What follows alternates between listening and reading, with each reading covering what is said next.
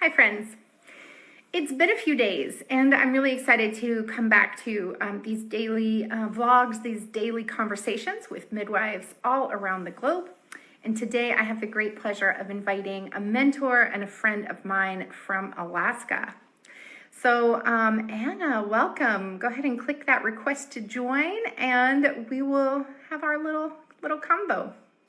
So glad to see you. Yeah. Hi, friends. Let's see. Anna, can you click that? There we go. Here it comes. Yay, technology's working. Hi, friends. Welcome. Today, we get the pleasure of talking to Anna. There she is. Hi, Anna. Hey, sorry, I don't know what was going on. That took like a really long spinning time there. Yeah, no, sometimes it just takes a minute. Hi, good to see you. Hey, it's so good to see you. I'm so psyched to be here. So, welcome. How is it there in Alaska? What's the temperature like? What's the weather like? Oh my gosh, I think it's in the high 40s, mid 40s. So for us, that's balmy for this time of year. So it's not too bad. It's easy to get outside and enjoy being outside. And we had killer sunshine last week, a little bit more gloomy today, but good. Good. Well, I'm happy to hear that. Well, for people that don't know, will you give a little description of who you are and where you are in the world? Absolutely. So, my name is Anna Verzone. I am a life coach for women, and I've been a midwife since 2006. So I've been a nurse midwife.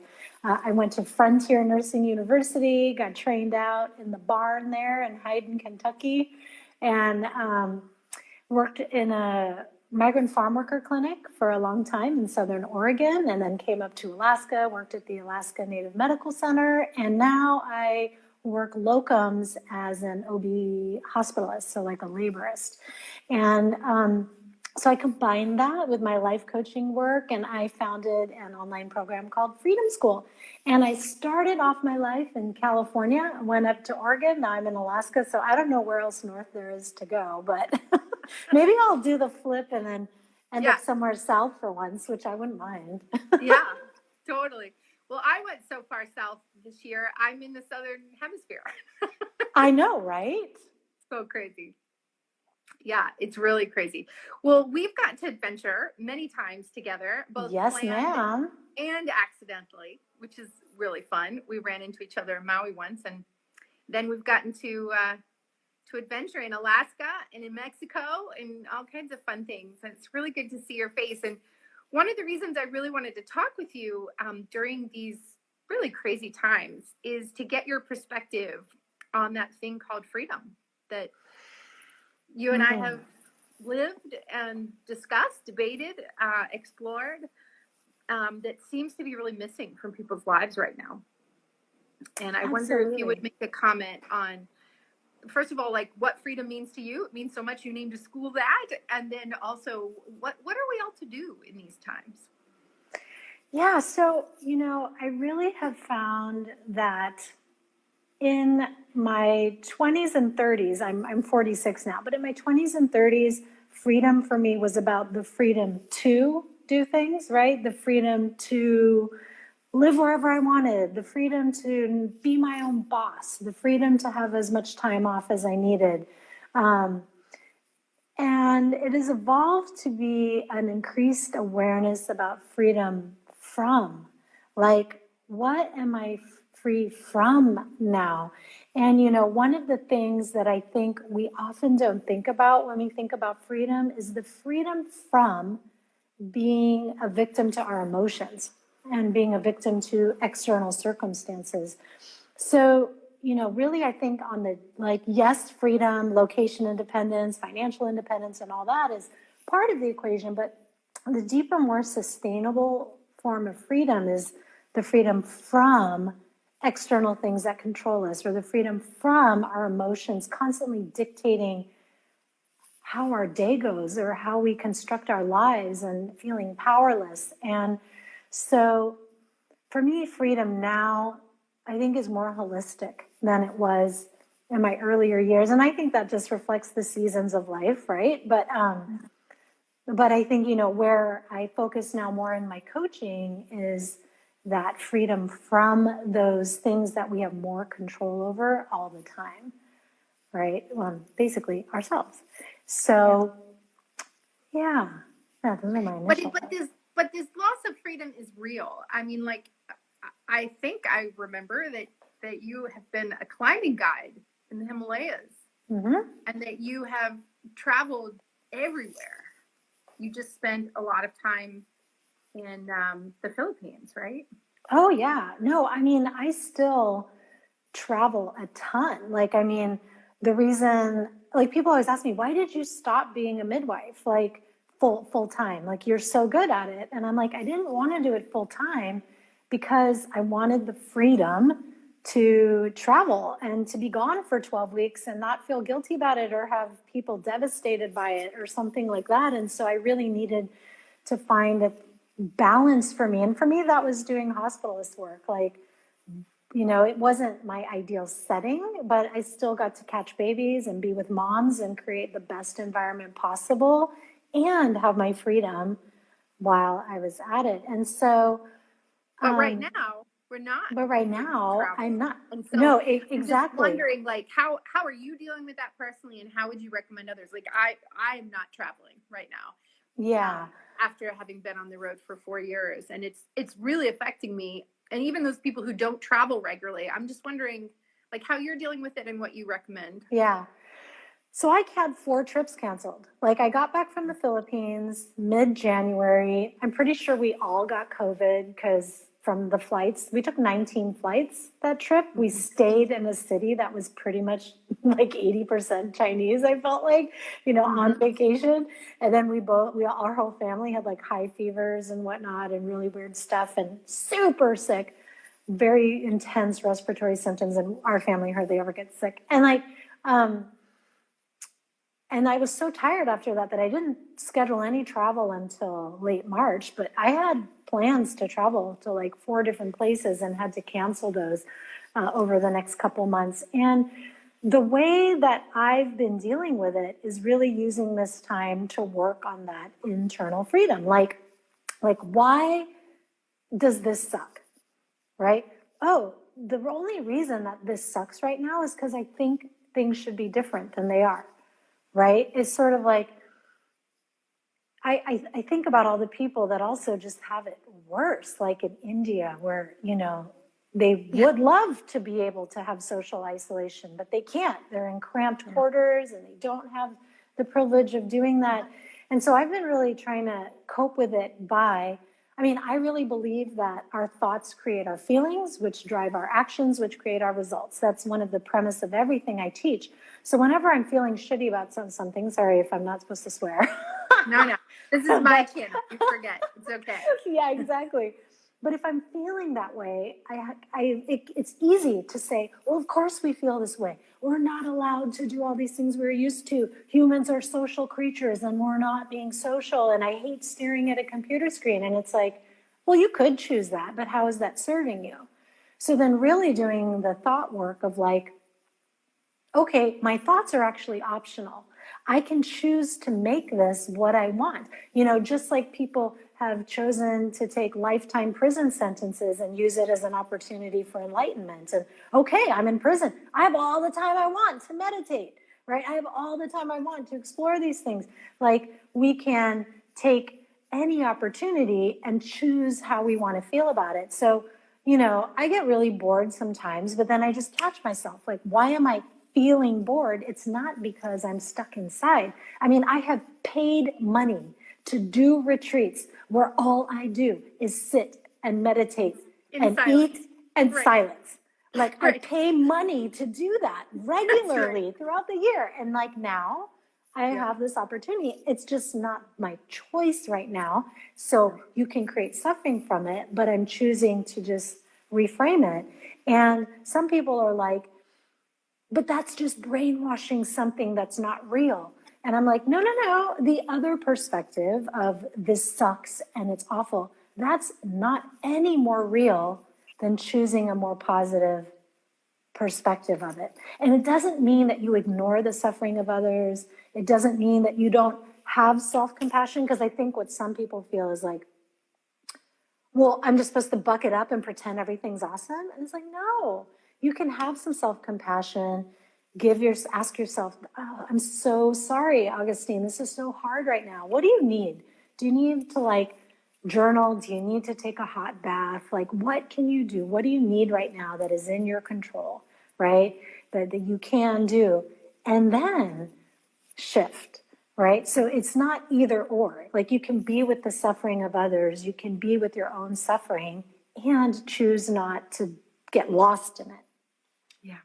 Yeah. It's such brilliant advice. And the reality chain is such a good reminder. I think for anyone who has not worked on that before, it's one of the most profound things we can do, actually, is understand how we're all creating our own reality all the time. Exactly. And I think many times it's been said, it's not the adverse event, it's your reaction to it. And that's the only thing you can control. Yeah, and it sounds so, it sounds trite when we say that, but it is simple. I remember once when I was talking to a monk on one of my meditation retreats, I said like, I was complaining, and he said, Anna, you can be happy just like that. And I was like, whatever, like, doesn't make sense. Maybe for you, it's that easy. But, the more I practice on working on my thoughts, creating my feelings and choosing them more intentionally, the more I realize, that's what he meant. It's simple, but not easy. That's right. So it's simple, but it's not easy. And it takes practice. Like you have to choose to do it differently. Like the reason that all of our current ways of thinking feel true and because they're automatic and they're our default way of thinking. Thinking differently is uncomfortable, and our brain is going to be like, warning, you're doing something differently. And we just have to be willing to sit with that and know that if we're skeptical about the theory, fine, test it out, give it a try. I always tell my clients, give me an example where our thoughts don't create our feelings and that it's 100% the circumstance. And we've gone the breadth of genocide to rape to all those things, and it's still true. Yeah. Mm-hmm. Yeah. It's like, it's tremendous power. And it's so much power, it's almost you want to shrink away from it. Right. To know exactly you have that much power over a circumstance and over the situation and over, honestly, your future is overwhelming sometimes. Yeah, and it's very intimidating, right? This is where, where Marianne Williamson's quote about us being afraid of our own power, right? Yeah. Like, that's where I really land with that. Like, when I first heard that, I was like, what does she mean we're afraid of our brilliance, afraid of our power? Like, that doesn't make sense to me. But it does, because when you realize you are the creator, that's, at first it can be really daunting, but it can also be really empowering, because then it's like, it does mean that we accept some of the hard things that we don't want to take ownership of, the suffering that we have created for ourselves. But when we do that, it opens the door to creating all those other possibilities, right? And you can't create, look at what you've created during this crisis. You have really shifted and empowered so many people. Your business is growing during this time. And why? Because you're choosing to own that you're the creator. So it's like, if I am the creator, what is possible right now? Like what is the potential here that I can tap into? Right? Yeah. And we can do that with anything. And it is daunting, because then you can't blame it on anybody else. Yeah, I would say we have a nation that in a lot of ways is kind of, addicted to victimhood. Yeah. I mean, that's not a really pleasant thing to say, but like, if you play on the drama triangle at all, the winning position is always victim. Oh, yeah. Even with birth, right? Yeah. Like, so many things that go wrong in birth, it has to be someone's fault. It can't be just things happen. Like, but even if you can't name whose fault it is, like, to be like, it happened to me, like, that's kind of a thing that has become normalized. And yet When you shift and you think, okay, this is just happening. How do I respond? And actually, I have a choice in what I think and feel and act in response to this event. Even what I think about the event is my choice. Is it positive or negative? I mean, this is what I talk a lot in preparing for birth. I mean, we're totally off on our own subject, but that's okay. We're allowed to. Is like some of the most brilliant birth memories. Some of the people that are the most empowered in birth had a cesarean, because a cesarean is not the worst thing. That's and right. In fact, for many mothers, choosing a cesarean is the smartest, most compassionate, safest, most wonderful choice they could make. And because they made the choice, they had brought in support people, and they used their voice, and they responded to the circumstances of their unexpected, unwished for surprise in labor. They can actually come out the other side incredibly empowered. Whereas Absolutely. I've also worked with women who planned the most groovy, crunchy home birth ever with candles and Enya, who hate their birth, are traumatized by their birth. Mm-hmm. Because, like you said at the very beginning, that unmet expectation that it should be different than it is this root of all suffering. And, we know this, but when you really apply it, it's really true. Exactly. And it's sort of like when the rubber hits the road, it's like, okay, yeah, oh, I get it. Right. Like suffering is just wishing that circumstances weren't as they are. But it's like, really think about that. Like, do you just understand it intellectually, or are you actually integrating it so that you recognize the only reason I am suffering ever is because I wish life was different than it already is. And then the next level, and the way I feel about any given circumstance has to do with the way I'm thinking about it, right? And taking that, and when I think about like post-traumatic growth and the victimhood that we were talking about, it's like, so many of us, the majority of us, most of us, maybe all of us have experienced trauma, right? And that doesn't mean to be like, oh, yeah, of course that happens to me because I've been traumatized, right? It's like self-compassion, self-care, take care. Like nobody's saying that what happened should have happened, but what are you going to do with it now? How are you going to choose to let this experience shape you, whether it's birth or any other kind of trauma, right? And that's one of the reasons why I like working in the hospitals for birth, is I feel like I can at least be there for the woman and help her with these, like, I love getting the transports, right? When I'm in the hospital, because I'm like, this is perfect. Because like I get to I'm here for this woman and get to really help her potentially reframe what's happening right now. Yeah. So that she's not traumatized that things have changed.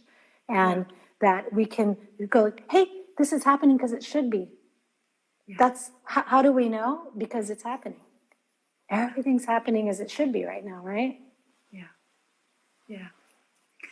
So apply that over this global life transport that we're all in right now. Good analogy. Yeah. This is happening because it should be happening, because it's happening, because it should be happening. And how are you going to respond to it? Mm-hmm. So tell us, like, what's your response? Like, do you have a morning meditation? Do you have a ritual? What are you doing to keep yourself grounded and whole right now? I mean, I believe it or not, even though I can talk like a mofo, and I'm actually an introvert. I am actually like an introvert. And I love, like, I forget who posted the meme, but it was like, I've been training for this my whole life. And I'm just like, I'm kind of loving it because I get to geek out and stay at home and read, and I'm not missing out on anything. So for me, I'm like quite okay with it. Yeah. My partner, my husband, he works in the ER as a physician assistant. So there's that reality. But, we talked about this, and I was like, what are we going to do? Like, are we going to live in fear? Or like, what are we going to do about this right now? And we decided, like, we're not going to be afraid. We're going to take precautions, right? Like, he sleeps downstairs, he comes home, he washes his clothes, he takes a shower, boom. And like, he's monitoring his symptoms all the time. Like, I'm working clinically still. And it's like, we're just going to do what we can and then let go, right? Like, let go of what we can't control. And so my morning practice is the same as it's always been, which is I open my eyes and I give gratitude. What are my 3 gratitudes? Lately, a lot of it has been for my health and that I've woken up and I have a safe place to be, right? Those kinds of things. And then I set my intentions for the day, right? I have a strong body. It's able to heal. It's able to defend my immune system.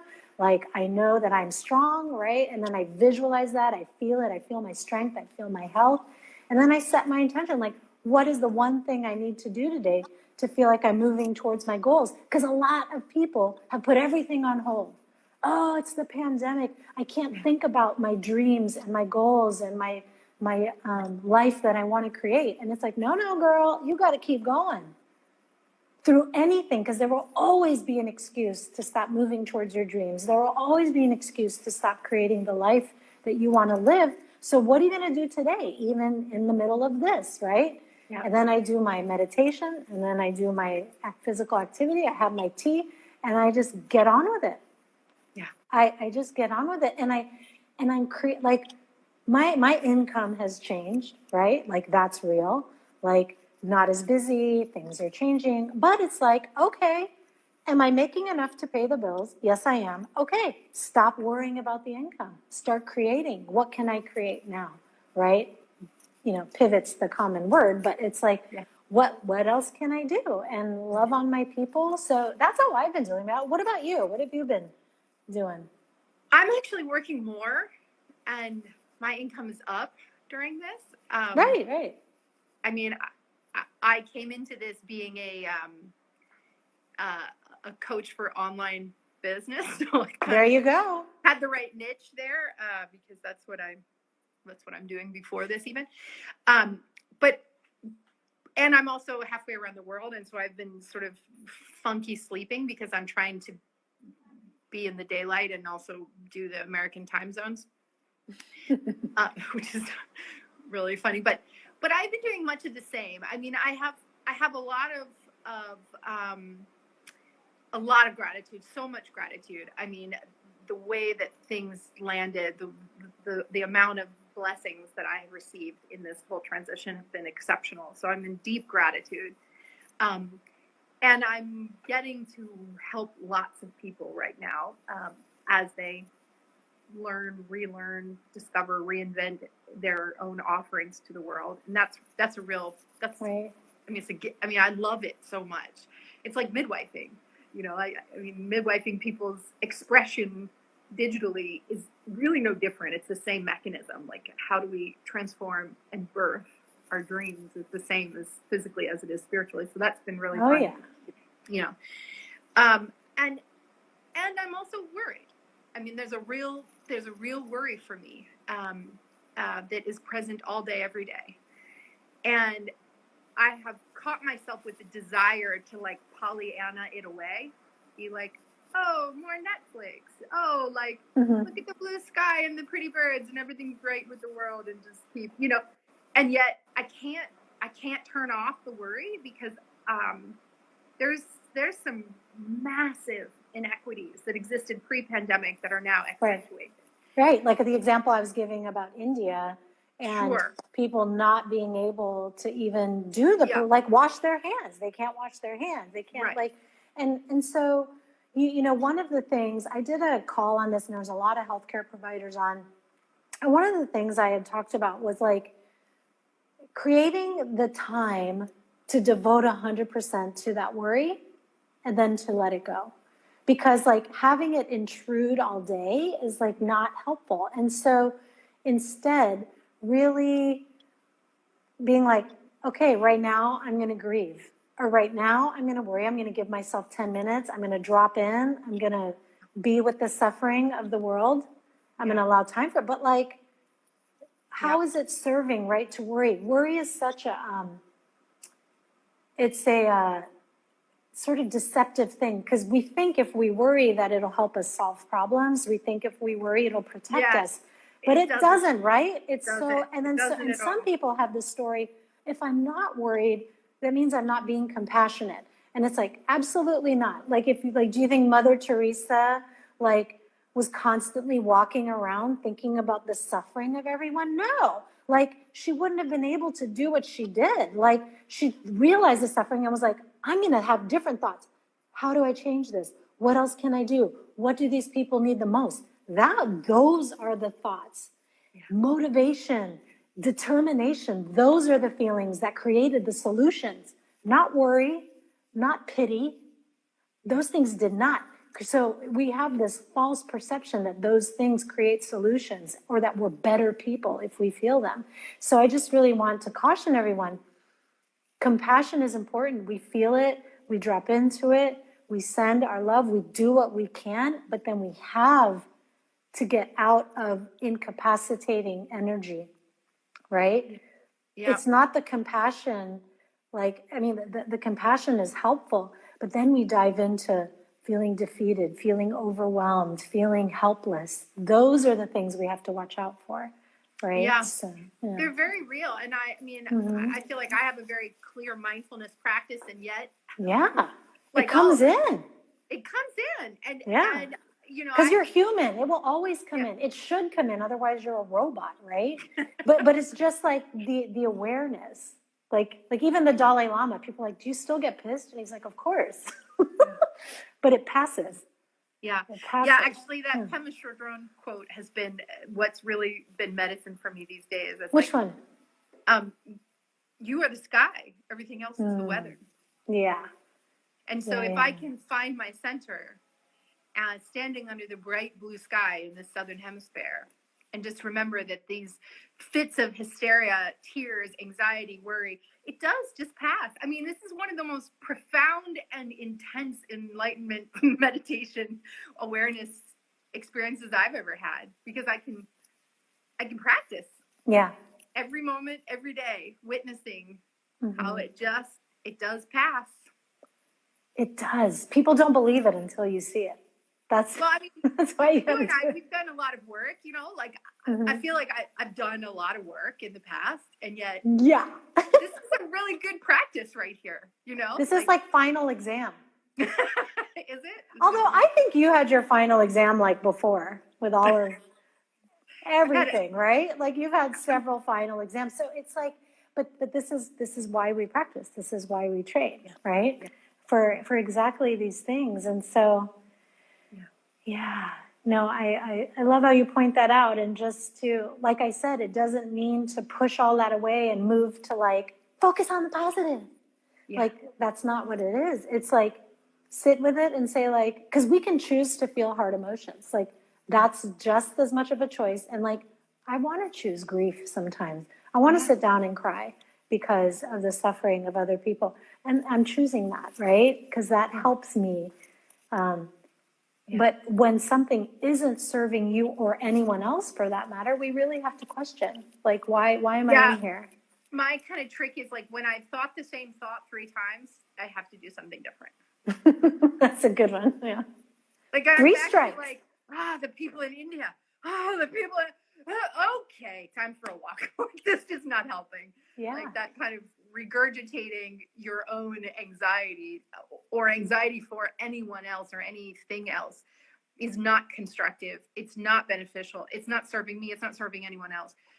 So learning how to let it down at the river, learning how to be like, and 3 strikes, you're done. Next, time to make dinner, time to go for a walk, time to do something different. That is a practice in of itself. Yeah, and it's similar to the one I was talking about, where it's like you just have a time frame. Like, I'm going to allow myself 10 minutes to trip out on this stuff and to cry and to get like in a funk about it. But after that, I'm going to move on because it's not serving. But be with it fully so that you can fully process it, right?